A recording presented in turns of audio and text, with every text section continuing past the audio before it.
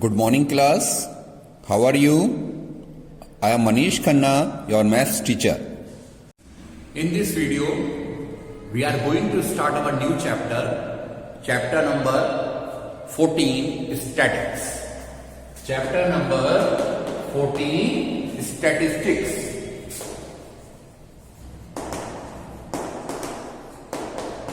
And before starting the chapter, we will learn some important terms about chapter statics. Okay? तो chapter statics में सबसे पहली चीज होती है डाटा. कि व्हाट इज डाटा. डाटा होता क्या है? तो द इंफॉर्मेशन, जो भी हमें इंफॉर्मेशन दी जाती है उसको हम डाटा कहते हैं. जो भी इंफॉर्मेशन हमें प्रोवाइड करी गई है, it is known as data. The word data means information in the form of numerical figure. So information in the form of numerical figure. Okay? तो डाटा क्या हुआ? जो भी हमें इंफॉर्मेशन दी गई है न्यूमेरिकल फॉर्म में, उसको हम डाटा कहते हैं. नेक्स्ट है रॉ डाटा. कि व्हाट इज रॉ डाटा. अब रॉ डाटा क्या होता है? जो डाटा ओरिजिनल फॉर्म में अवेलेबल होता है. एक डाटा होता है जो हमें उसने दे दिया, उससे हमने अपनी टेबल ओरिजिनल फॉर्म में बनाई, और दूसरी डाटा होता है जिसमें हमने चेंजेस करे. तो जो डाटा ओरिजिनल फॉर्म में अवेलेबल होता है उसको हम रॉ डाटा कहते हैं. रॉ मटेरियल सुना होगा आपने, कच्चा माल, जो माल हमारे पास आ जाता है. ठीक है, बाद में हम उससे क्या करते हैं, अपनी यूज की चीजें बनाते हैं. तो जो भी इंफॉर्मेशन हमें दी जाती है ओरिजिनल फॉर्म में, उसको हम रॉ डाटा कहते हैं. तो रॉ डाटा क्या हुआ? Information in the form of original form, या data in original form. Okay? तो जो ओरिजिनल फॉर्म में डाटा अवेलेबल होता है उसे हम रॉ डाटा कहते हैं. इसके बाद आता है एरे. अब ये एरे क्या होता है? एरे सुनेंगे, जो भी हमें इंफॉर्मेशन दे रखी है, अगर हम उसको असेंडिंग और डिसेंडिंग ऑर्डर में लिखें तो उस वैल्यू को हम एरे कहते हैं. ओके? असेंडिंग और डिसेंडिंग ऑर्डर में अरेंज करने को हम एरे कहते हैं. Arranging the numerical figure in ascending और descending form. Arranging the numerical figure in ascending और डिसेंडिंग फॉर्म. ठीक है? तो असेंडिंग फॉर्म और डिसेंडिंग फॉर्म में जो हम न्यूमेरिकल फिगर को अरेंज करेंगे, that will known as array. अब आपको पता है असेंडिंग ऑर्डर क्या होता है? असेंडिंग ऑर्डर होता है छोटे से बड़े को लिखना. छोटी वैल्यू पहले लिखी जाएगी, बड़ी वैल्यू बाद में लिखी जाएगी, और इसी फॉर्म में हम आगे बढ़ते जाएंगे. और डिसेंडिंग क्या होता है? बड़ी वैल्यू से छोटी वैल्यू को लिखना. सबसे पहले सबसे बड़ी, फिर छोटी, फिर छोटी, फिर छोटी. इस फॉर्म को हम असेंडिंग और डिसेंडिंग कहते हैं, और इस ऑर्डर में लिखने को हम एरे कहते हैं. ओके? नेक्स्ट वैल्यू है tabulation.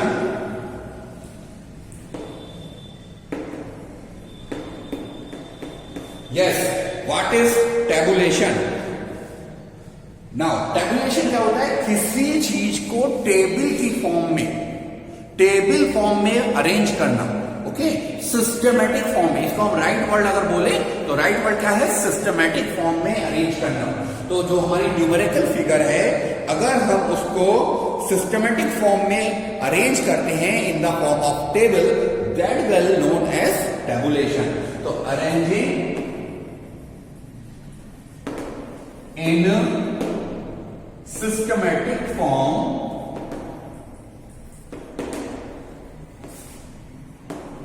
to form a table. Okay? एक टेबल बनाने के लिए डाटा को सिस्टमैटिक फॉर्म में अरेंज करना हमारा टेबुलेशन कहलाता है। It is clear? Now next point देखेंगे इसका क्या है। यस, नेक्स्ट पॉइंट आता है फ्रीक्वेंसी।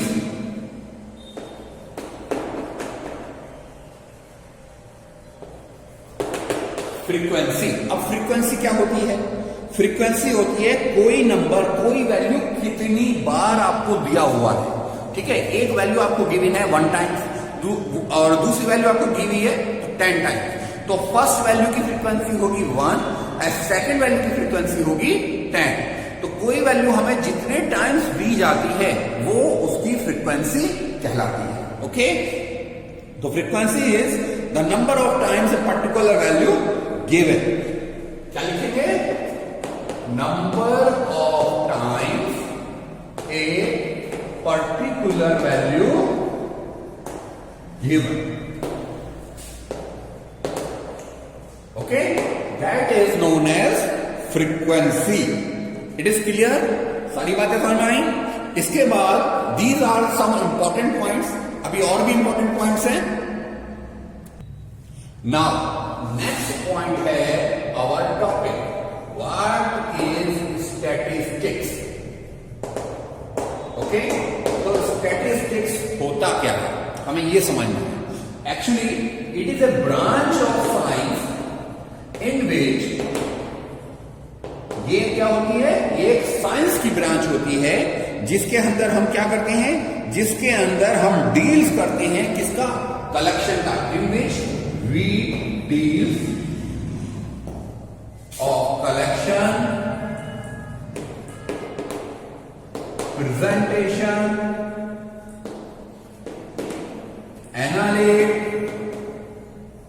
एनालिस करते हैं एंड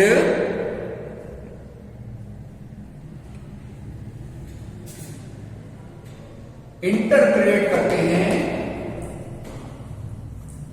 न्यूमेरिकल डाटा को। Interpret of numerical data, interpret of numerical data. ठीक है, तो जो हमें डाटा गिवन होता है उसको हम कलेक्ट करते हैं, उसका प्रेजेंटेशन करते हैं, उसको एनालिसिस करते हैं एंड उसको इंटरप्रेट करते हैं। ठीक है, that is the branch of science which is known as statics. Okay, now जो हमारा डाटा होता है वो डाटा 2 फॉर्म में होता है। ठीक है, जो हमारे डाटा हमको दिया जाता है या डाटा हम कलेक्ट करते हैं वो हमारे डाटा के 2 फॉर्म होते हैं। Data is available in 2 forms. First form होती है प्राइमरी डाटा। अब primary data and second form होती है सेकेंडरी डाटा। ठीक है, प्राइमरी डाटा और सेकेंडरी डाटा इन दोनों में डिफरेंस होता है। प्राइमरी डाटा क्या है? प्राइमरी डाटा वो डाटा होता है जो हम अपने लिए कलेक्ट करते हैं। हम अपने आप कलेक्ट कर सकते हैं इस डाटा को। इसके लिए हमें किसी दूसरे की हेल्प करने की जरूरत नहीं है। सपोज मैं आपसे पूछूं how many students are there in your class, तो you can count students and you can find the data as your own. Okay, suppose मैं आपसे पूछूं आपके कि how many fans in your class, तो आप फैंस काउंट करके लिख सकते हैं। How many stairs in your school, आप स्टेयर्स को काउंट करके अपने स्कूल में बता सकते हैं। These is known as primary data, जो आप डाटा को कलेक्ट करें। अगर हम आपसे पूछें कि how many vehicles in your colony, आप अपनी कॉलोनी के अंदर सबके घर जाकर व्हीकल्स को भी काउंट कर सकते हैं। ठीक है, तो जो डाटा आप अपने आप कलेक्ट करते हैं it is known as primary data. Now secondary data, what is secondary data? अब सेकेंडरी डाटा को आप कलेक्ट नहीं करेंगे। सेकेंडरी डाटा कोई ऑर्गेनाइजेशन कलेक्ट करती है और आपको उसको यूज करना होता है। जैसे सपोज मैं आपसे पूछूं कि how much rainfall in this year, इस साल कितना पानी बरसा, कितनी बारिश हुई, तो आप क्या आप नहीं काउंट कर सकते इसको बारिश। ये कौन करेगा? एक ऑर्गेनाइजेशन, एक फर्म, एक कंपनी इसको काउंट करेगी और आपको बता देगा कि भाई इतनी हमारे यहां रेनफॉल हुआ। सपोज मैं आपसे कोई सेकंड क्वेश्चन पूछूं कि इलेक्शन हुआ, उस इलेक्शन में एक कैंडिडेट जीता, वो कैंडिडेट कितने वोटों से जीता। तो आप काउंट करने नहीं जा रहे हैं, वो क्या कर रहे हैं, वो एक ऑर्गेनाइजेशन है जो काउंट कर रही है और आपको एक वैल्यू प्रोवाइड कर दी जाती है ताकि आप उसको यूज कर सकें। तो that is known as secondary data. Okay, आपको डिफरेंस समझ में आया प्राइमरी एंड सेकेंडरी में? तो प्राइमरी डाटा क्या होता है? प्राइमरी डाटा वो डाटा होता है विच वी कलेक्ट आवरसेल्फ, जिसको हम अपने आप कलेक्ट कर सकते हैं, that is known as primary data. And secondary data, it is collected by others such as company, firms, organizations,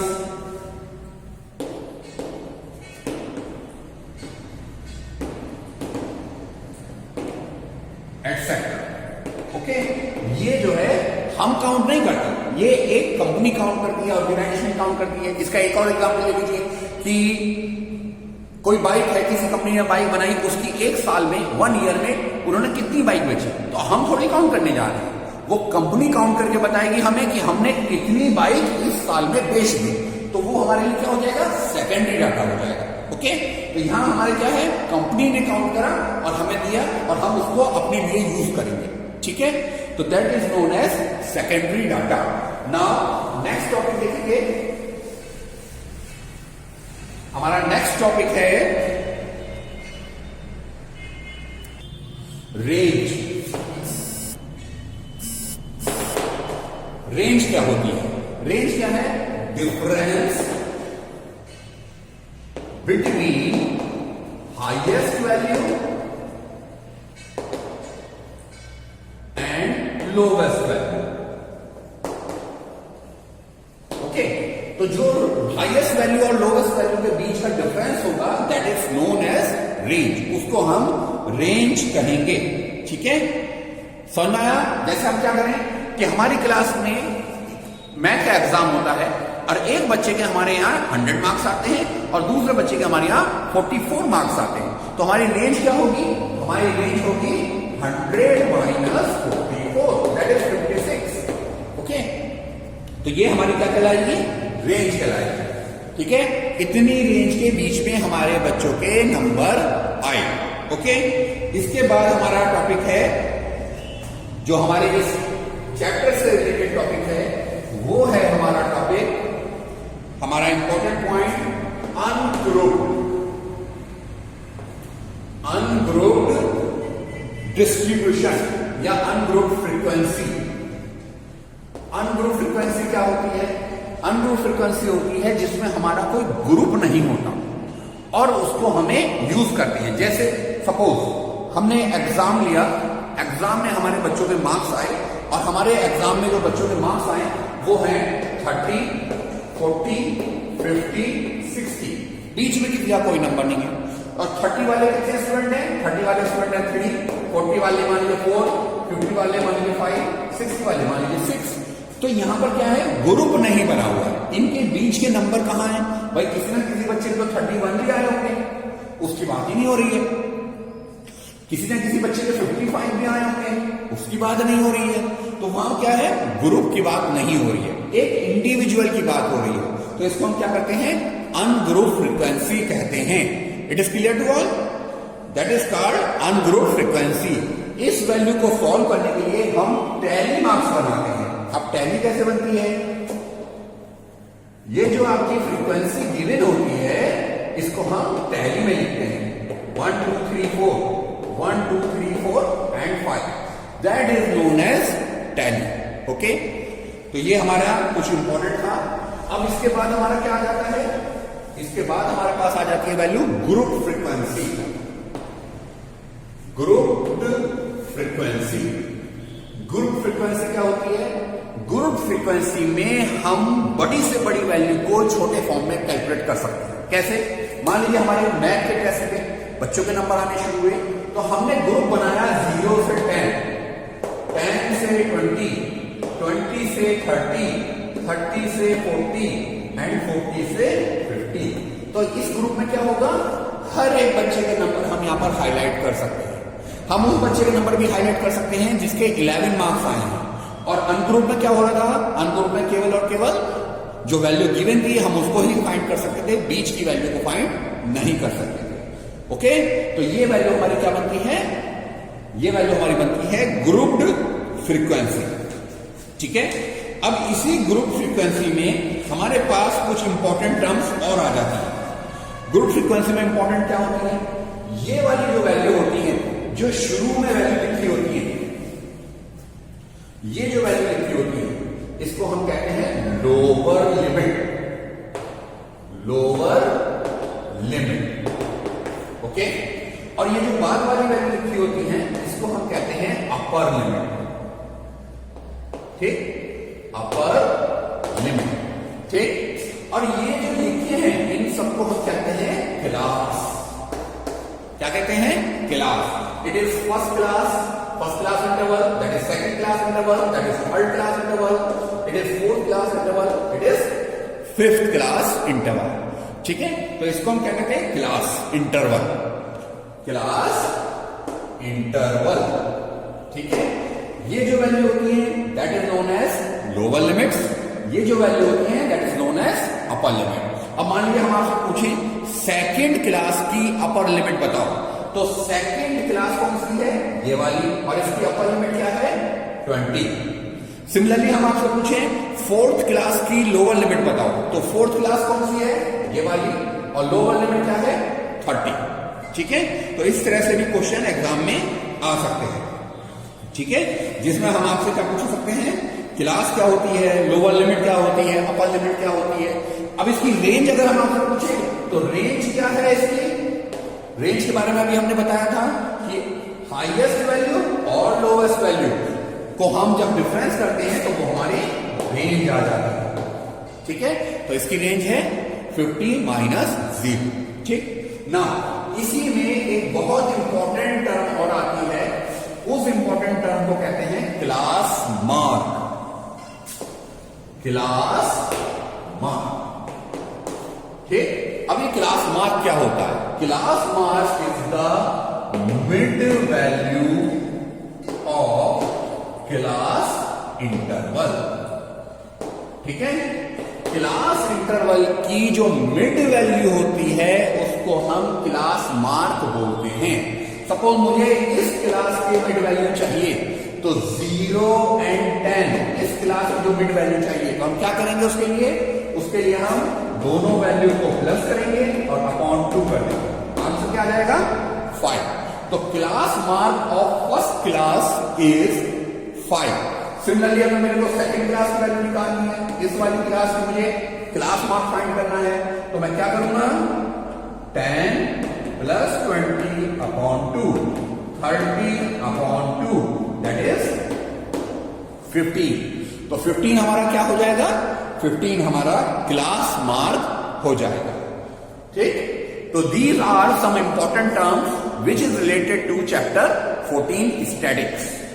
now in next video we will start our chapter and we will do some question which are related to these terms.